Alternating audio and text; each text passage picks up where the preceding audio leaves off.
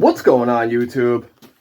Matt from GarageMC here. Guys, in today's video, we're going to do, like I said at the end of the last video, one of you guys were asking me how I get my aluminum to look so good. I have a coating that I use. We'll go over it in this video. I'll show you, we'll probably take like this old stator cover here. We'll strip it down, and I'll show you guys exactly what I do to get it to look like brand new cast aluminum. Obviously, vapor blasting is the way to go, and that's what that is there. But if you can't afford that type of stuff, this is a cheaper option, and the coating is pretty durable too. So it'll be a short video. It's not really that hard to do. So pull up a seat. Well, let's get into it. So to just keep it simple, guys, we're going to do this starter cover here. You can see somebody's coated this before. This coating on here is like chipping off. I'm aware that not all of you have a sandblaster, although getting one of these from Harbor Freight is actually pretty cheap, but then you need everything else to go along with it. You need an air compressor that can keep up with it because it uses a lot of air. I usually run mine at like 60 psi, and I use crushed charcoal that I get from Tractor Supply. They have two different styles there. It's like $9 for a 50-pound bag. They have a coarse granule, which doesn't work with the sandblaster. It just clogs up the gun, and when it does spray some of it out, it roughs up the aluminum way too much. Looks like, you know, somebody hammered a sheet of 80 grit sandpaper on it, like the dimples and everything. It just chews the aluminum away. So the other kind that they have is a finer granule, which is what I use in my sandblaster. If you don't have a sandblaster, you can use a wire wheel or a Scotch-Brite pad, or if you're really determined, you could sand it by hand. But I'm going to put mine in the sandblaster, blast off that starter cover, and you know, I'll show you guys that whole process. I'll set the camera up on the glass lid here so you guys can see what's going on. And then after that, I'll show you what I coat it with. I use an etching primer first after the aluminum is really clean. I also clean the aluminum with acetone, and I use a heat gun too, just to kind of help it set up a little faster and, you know, get the piece, you know, up to temperature. Not boiling hot, because then the paint or whatever you're putting on there will just dry way faster than it should. You get like streaks and stuff. I mean, it's not that big of a deal with the etching primer, but you know, here's a couple little procedures. I'll show you guys the what the can of the stuff I use looks like. So, etching primer, just like from your, you know, Home Depot or a parts store, just self-etching primer. And the aluminum coating is, if I can find a can of it here. I always buy all kinds of paints when I go to the store, guys. I like to have a nice little assortment and collection. Here we go, right here. This I got from Advanced Auto. So this is Alumablast by a company named Seymour. So this is the stuff I use here, guys, and it makes whatever you're spraying look like a brand new cast aluminum piece, not machined aluminum or billet, cast.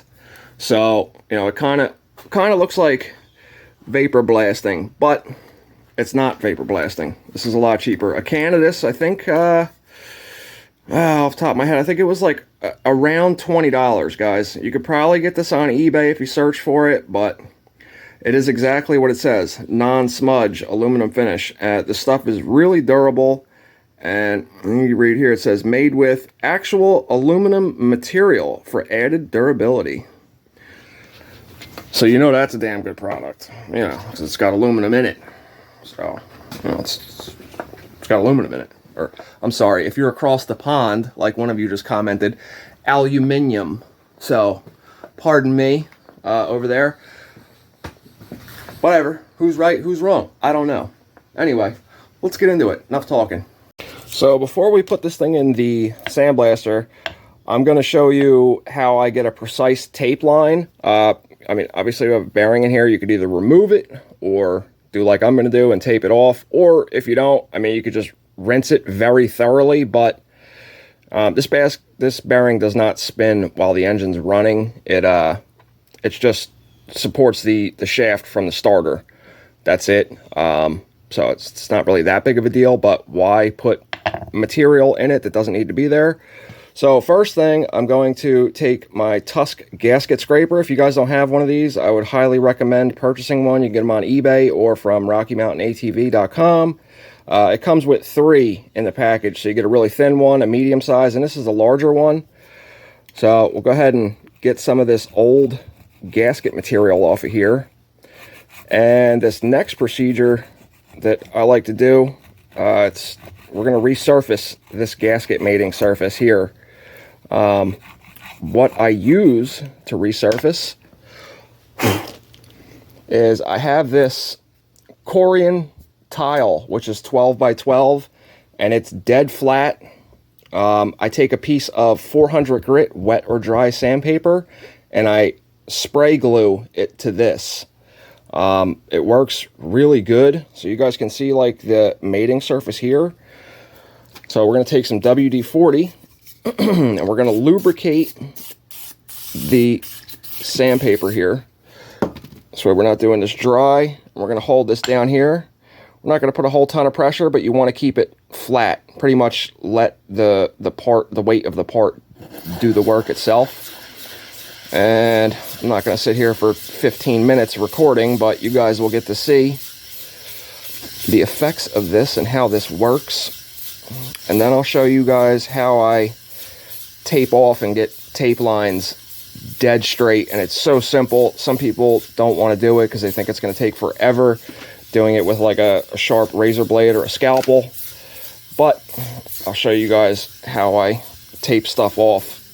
Either A, for what I'm going to do, sandblast, or B, when we go to paint it. This way you don't get any overspray on the inside of the engine.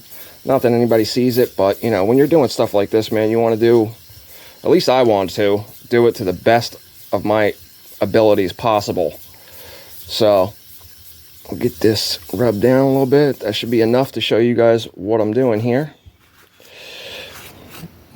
There you go. You can see we're getting back down to a nice even mating surface for the gasket, and it'll also help us when we tape it off, which, like I said, I'm going to show you how I tape stuff off. You can see that's nice and, I guess, for lack of a better term, resurfaced. Well, I guess that is the best term, but there you go, guys. That's a good trick there. Obviously, for a larger part, you'd need to do like 2 or 3 or 4 pieces, spray glued together. Yes, you could buy a resurfacing stone, but they're heavy and they're extremely expensive.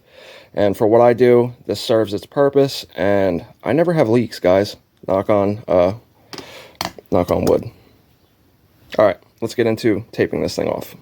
All right, so to tape this off, guys, we're going to use I usually like to use the blue painter's tape, but this is, I think I'm out of blue right now, so I have this.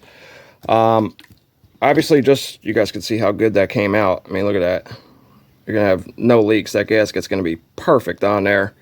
Like I said, I try to do that any possible time I can to make a gasket mating surface seal better. Obviously, nobody likes leaks. So we just use WD-40 with that. So I take acetone and I put it in a spray bottle. So you could just, you know, mist this on here. We want to clean off any residue so the tape will stick to the part. We don't want it to lift off. Even if it, I mean, if it did, it's not a big deal with this part, but we're going to treat it as if it was something crucial that we didn't want the tape to peel up off of.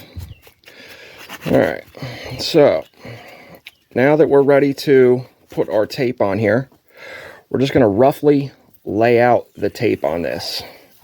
So we'll get a however big piece we need. We'll get this put on here. I usually like to try and minimize the work I got to do and put the edges right to the edge of the part. Like that. We'll get that stuck down real good.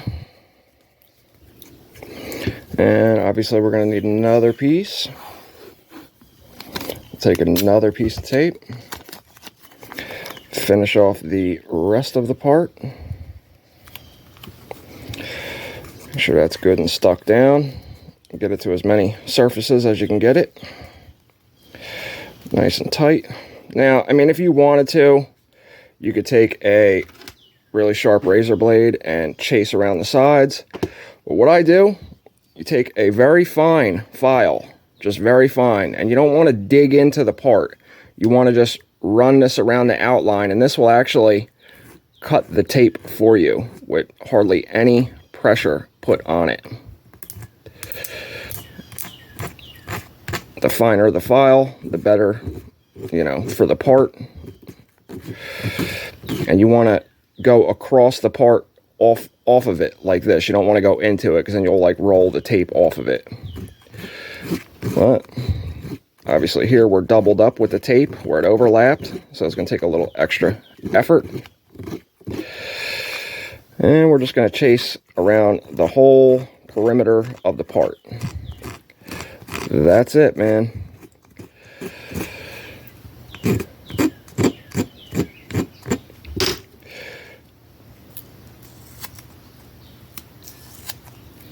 Very, very simple, guys.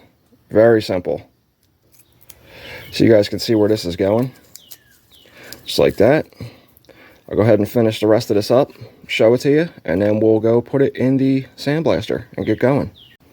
So here you go. Nice, dead even, straight tape line, and we're ready to go in our sandblaster, and the interior of this starter cover or any part is now protected. Alright, so here we are in the sandblaster. Like I said, got you guys on here. You're probably going to hear the compressor kick on, so don't mind that. Here's our part. Fresh tape line we just did. And my sandblaster's been acting up, so sometimes I gotta tap the gun on the edge of the wall here, but you guys will get to see what's going on here.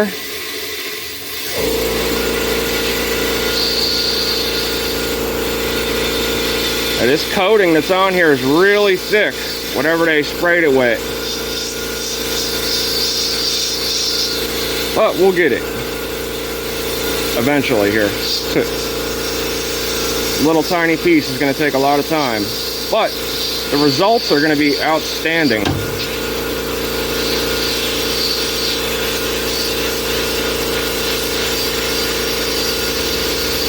You guys can see just how thick that is, man. It's like not even wanting to budge.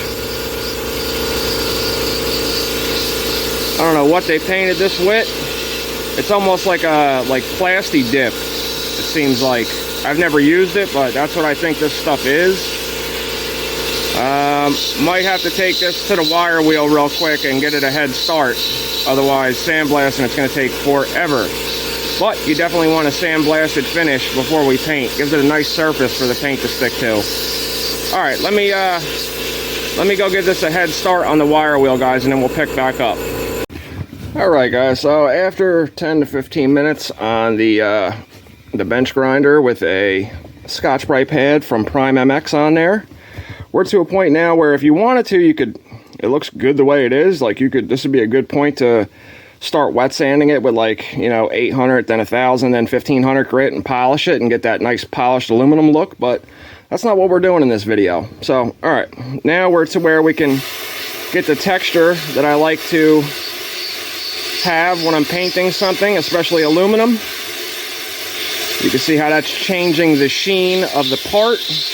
And that red had another coat of something else under it, which was this black that you're seeing here in the little corners. Obviously couldn't get all the way in there with the Scotch-Brite pad. Alright, I'm just going to lightly go over this now, just to get our texture.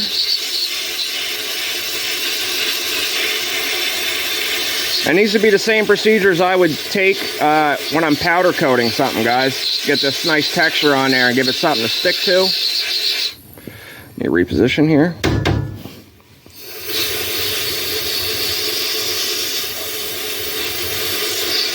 And just about ready to take this out. And then we will, I'll show you guys how I prep the metal.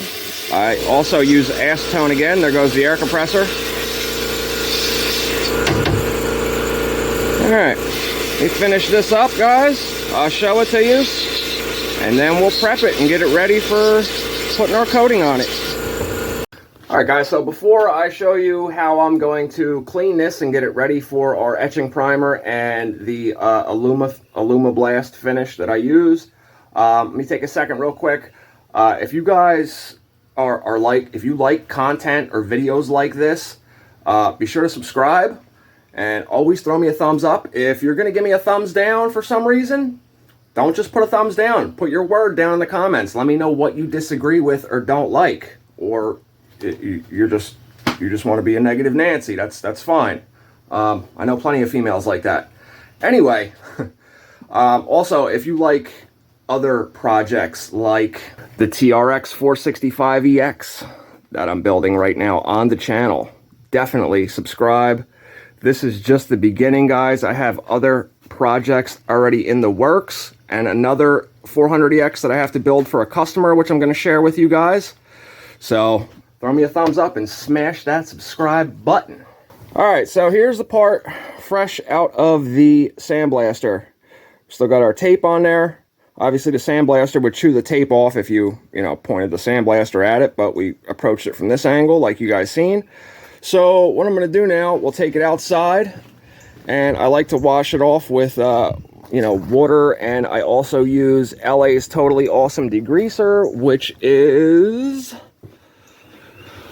this stuff here, guys. You can get it at the dollar store. I literally use this stuff on everything. Well, $1.25 store as it is now. I use it so much that I went and bought an insecticide sprayer and filled it with LA's Totally Awesome. This thing held 18 of those little bottles there. I was getting so sick of swapping the nozzle back and forth. But this, I'm like so happy about having this set up like this. So obviously with our degreaser in there, you just pump it and then spray the part down. That's it. So I'm going to clean this thing off real good, and then I'll get it set up to where we can spray it and pick back up and show you guys how I go about coating it. Alright guys, so I got it set up. I sprayed it down with acetone, and then I take my heat gun and I just go around the part. Make sure all the acetone has evaporated, because paint or etching primer will not stick to acetone, obviously.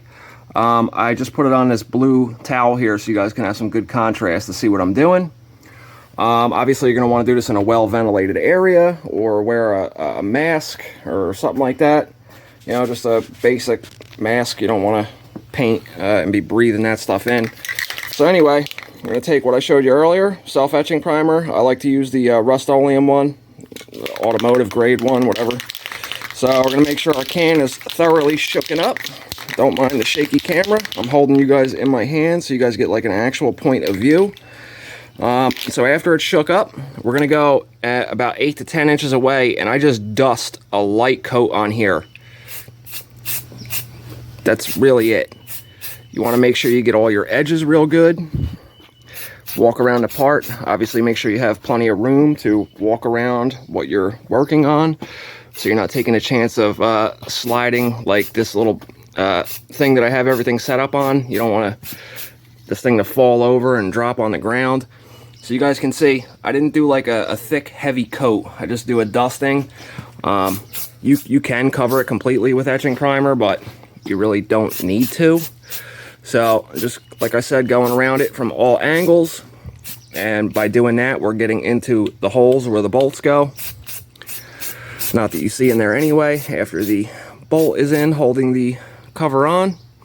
So I'm pretty happy with where that's at. So now I will take my heat gun again, and I'll just go over the part and just assist the drying of the etching primer, and also keeping the part to a good temperature. Obviously you don't want to paint with it being ice cold or raining out with a bunch of humidity, because you will definitely see that in the finish when it dries. But also you don't want to overheat it and boil the paint off or get a blister or anything like that. So less is more here, but definitely helps, and I think it assists in the adhering of the chemicals to the part, which is what etching primer is for. I'm pretty sure you could put this Alumablast by Seymour directly on the aluminum. I just do this for a little extra peace of mind. I will double check the instructions and let you guys know if it says that you could put it directly on aluminum, but this is how I do it. You ask me how I do it, here it is. Let me let that dry and then we'll put our coating on. While that's drying, guys, I want to take this minute real quick to say thank you to all of you guys. I just got the notification this morning that we just hit 2,000 subscribers. I'll put a picture of it right here next to me on the screen. Thank you guys to all of you that are following the channel. I started this channel a little over a year ago and haven't had any negative comments. All you guys are like really on board and very positive about what I'm doing. You guys like what I'm doing. I appreciate that. It means a lot to me. So thank you guys. We got 2 stacks. I think when I open my videos from now on and say, what's going on YouTube, Matt from GarageMC here, you guys know the whole spiel if you follow the channel. We're going to have to give you guys a nickname because you're not YouTube, you know, that's not who you are. So after a lot of thinking, you know, what I wanted to call you guys, I'm going to dub you guys Garage Gang. So from now on, it's going to be, what's going on, Garage Gang? Matt from GarageMC here. So, you know, corny, probably, but, you know, it is what it is. I'm going to give you guys, dub you guys an actual name. So I now knight you the Garage Gang. All right, let's let this dry and put the coating on this. All right, guys, I think we're about 10 minutes of drying time on the etching primer. I think we're definitely coated good enough. Like I said, you don't need a big, thick, heavy coat on that. Just dust it on there or etch it, if you will. So I read the directions on the back of this. It doesn't specify that you need to go over an etching primer or any form of primer, but it also doesn't say that you could just directly put it on the aluminum itself. So, like I said, this is how I do it, so this is what we're doing. All right, so just like painting anything else, like if you guys seen the video when I did the frame on this, you know, more crucial on something like this, you would get all your tight spots first and then do the wide open places. If you do the wide open spots first and then go for your tight spaces, you run the risk of putting too much paint on it and getting runs. So not so much of a big deal with this little piece, but you know, that's just something to keep in the back of your mind if you're painting something like a bottom end, or you're doing the cylinder or something where there's a lot of tight places to get to. You would do all your tight spots first. You know, if you're not doing exactly a 400EX starter cover like I'm doing. But here we go, man. Same principle. We're going to dust our coat on first. I'm going to go with my edges. Walking around the part at the same time, which is pretty obvious, but, you know, telling you guys what I'm doing here. So, just going to get a light dusting, just like any other paint, guys. You do a couple light coats are a lot better than one heavy coat. So you guys can see I didn't go with a heavy coat. It's just dusted on there right now. So I'll let that dry and then we'll pick back up and do the last coat on it. All right, guys, I waited 5 minutes. So let's go ahead and put our second coat on here. Maybe a third if needed, but we can go a little heavier here now that it has a good base to stick to. Same thing, walking around the part. And I have this propped up on something, so, you know, we get our edges completely.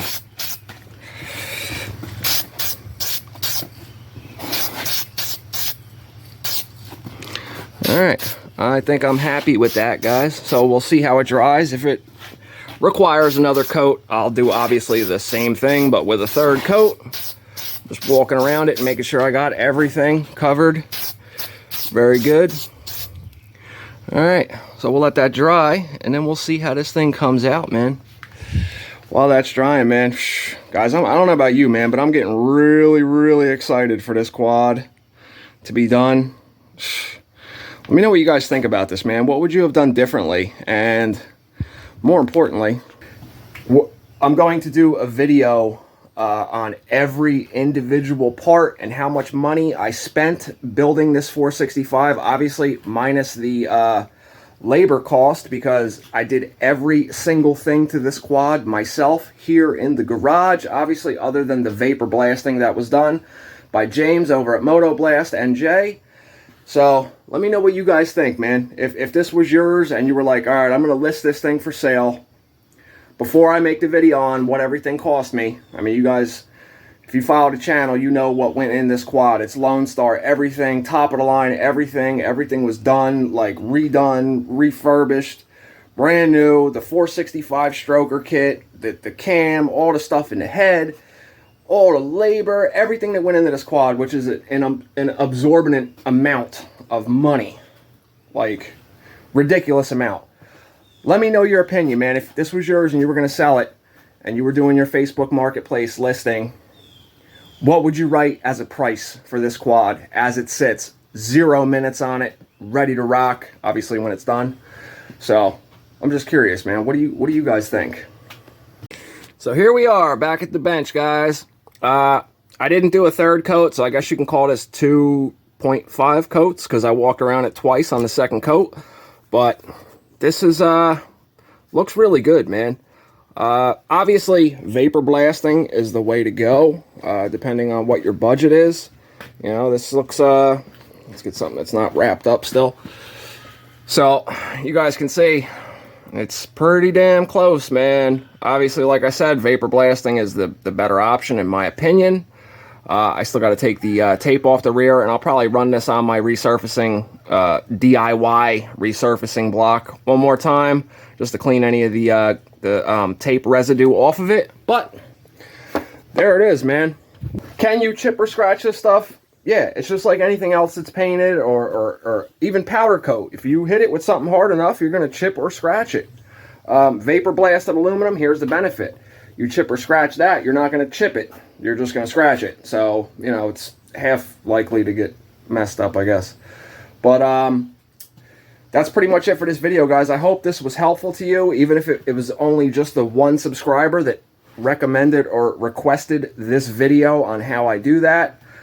If you guys don't know, I read and answer every single one of my comments. That's the whole reason we have this video today, because one of you guys asked me how I do this. So here you go.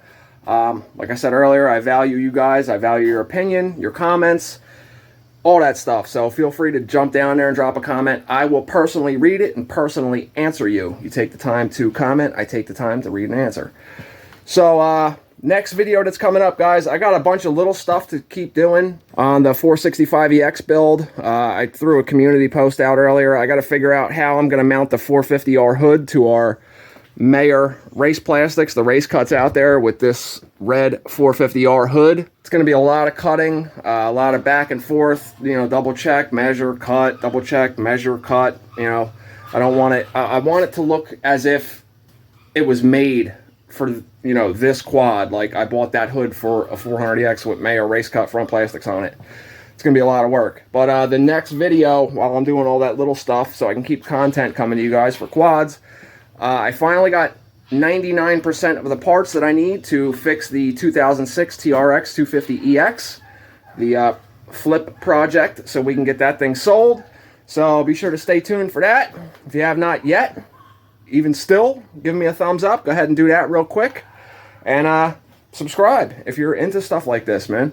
And you guys want to, you know, have notifications and know when my next video comes out. So, alright, Garage Gang, I'll see you guys in the garage next time. Thanks for watching. Peace!